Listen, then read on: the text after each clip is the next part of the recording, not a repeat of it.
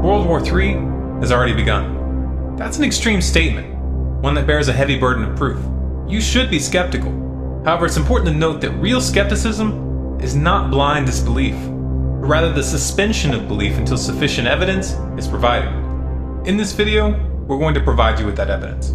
Everything we talk about here will be documented in links in the description. I strongly encourage you to do your own research and to verify what we're talking about. Let's start with the definition of a world war. World War I and World War II weren't named as such because they involved every single country on the planet, but rather because these conflicts drew in the most powerful nations and were spread out over a large geographical area. Now, though the reductionist history we're taught in school marks the beginnings of the first two world wars at specific physical flashpoints such as Hitler's invasion of Poland for Europe or the attack on Pearl Harbor for the United States, the early stages of these conflicts had actually begun to develop many years prior. For example, Japan's attack on Pearl Harbor was a culmination of many months of intentional provocation by the US.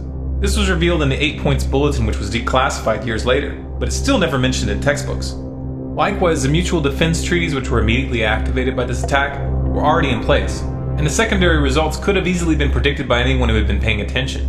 Unfortunately, at that time, the internet wasn't available. The public was caught completely off guard. World War I planted the seeds for World War II, which transitioned directly into the Cold War. In the post-World War II era, the advent of the CIA and the strategy of using politically motivated NGOs to destabilize countries changed the way war was waged, placing a much greater emphasis on covert operations and proxy wars than outright combat. Such operations blurred the definition of war, particularly in the mind of the public, and it made it much harder to define clear start points and end points. Can you name all the countries the US toppled between 1950 and 1991? Most people can't. The end of the Cold War and the power vacuum that the fall of the Soviet Union created invited 20 years of military expansionism on the part of the United States. And this laid the groundwork for the next global conflict. This next global conflict is what we're referring to as World War III. Now, to establish this is in fact a world war, let's first take a look at the geographic scope of the current conflicts underway. Afghanistan is still clearly occupied by US forces, and as the official military prepares to withdraw in 2014, private military forces are being brought in. Also, there are no plans to discontinue the drone program in Afghanistan anytime soon. The Iraq War is supposedly over, and there's been a drastic drawdown of US troops. However, the overt occupation is now being replaced by a covert occupation run by the CIA, which has one of its largest stations in Baghdad. Obama has expanded Bush's drone program into Yemen, Somalia, Algeria, Libya, and Pakistan. In parallel, the Dagger Brigade has deployed US forces to 35 African countries this year, and the Pentagon has put boots on the ground in Mali as of April. And let's not forget that Obama toppled the Libyan government in 2011. The US has been running intensive war games and drills with South Korea since February, and they are ongoing in spite of the lack of media attention in the past month. North Korea is calling these drills, which included simulated nuclear strikes and naval maneuvers, wanton provocations and rehearsals for war. This really isn't an exaggeration since the US just recently signed a mutual defense treaty with South Korea, which makes it significantly easier for the US to get militarily involved in that region. The US has pushed for multiple rounds of sanctions against Iran, supposedly to discourage them from building a nuke, even though the CIA and Mossad both agree that the Iranian leadership hasn't even made the decision to build a bomb, much less even start. The US and Israeli governments aren't one to let pesky little things like facts keep them from promoting military strikes on Iran, but since they haven't gotten much traction with this approach from the international community, they've moved on to less direct tactics. And that brings us to Syria. Iran's closest ally is Syria. And on Friday, May 3rd, 2013, Israel attacked Syria. This after their attempt at framing the Syrian government for chemical weapons fell apart. The US has been stepping up its material support for the Syrian rebels, though they still publicly claim that they aren't supplying them with weapons. This is just a public relations smokescreen. On May 26, Lebanon was attacked by NATO-backed insurgents due to Hezbollah's support for the Syrian government. Russia has taken a firm stand against US, NATO, and Israeli attempts to topple the Syrian government, and is still planning to send a shipment of S-300 anti-aircraft missiles to the country.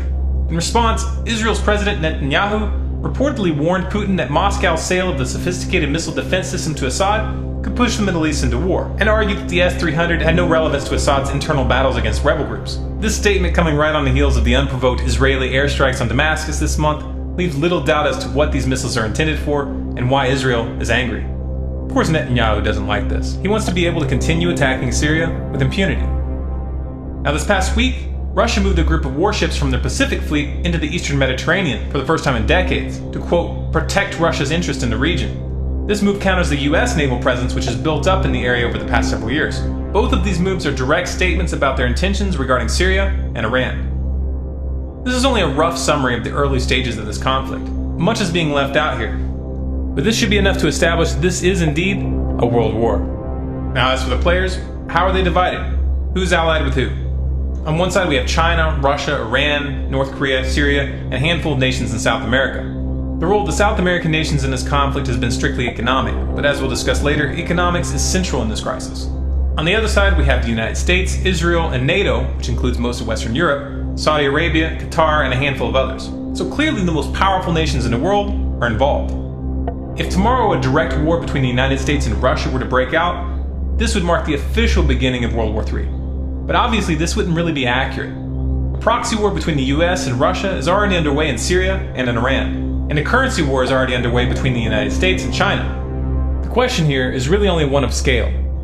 How far will this go? Will the US and its allies back down before this escalates into an open war involving the big players? Obviously it's impossible to answer that question with 100% certainty. These are human decisions, and even madmen sometimes have moments of lucidity. However, when you understand why these wars are happening, it becomes clear that it is highly unlikely that the US and its allies will back down. So why is this happening? What is the motive for this aggressive posture by the United States and its allies? We've talked about this in detail in a number of videos, including The Road to World War III, which explains the history of the petrodollar and how it pertains to this current conflict.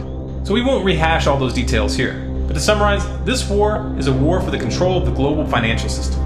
The dollar is nearing the end of its days, and the powers that be know this.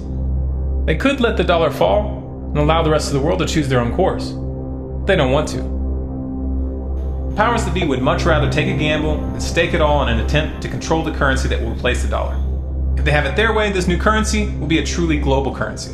I think we've all got to move towards that opportunity, and I think the challenge also is whether we should move towards an international currency, because the speculation and the complexity of currency has caused some of the irritation, not only among the trading nations, but among individuals. This global currency will be accompanied by global government, which they will claim is necessary to prevent another tragic war like the one they're setting off right now. It's a classic problem-reaction-solution setup, where those that create the problem manipulate the public into accepting a solution that puts more power into their hands. They are going to attempt this one way or another. If they don't, then they will lose everything. The question is, how will we respond? Will you fall for this? Will you send your sons and daughters to fight in these corrupt wars with your eyes closed and your hand on your heart? Or will you at least speak out? This is the real variable. This is what will determine the final outcome.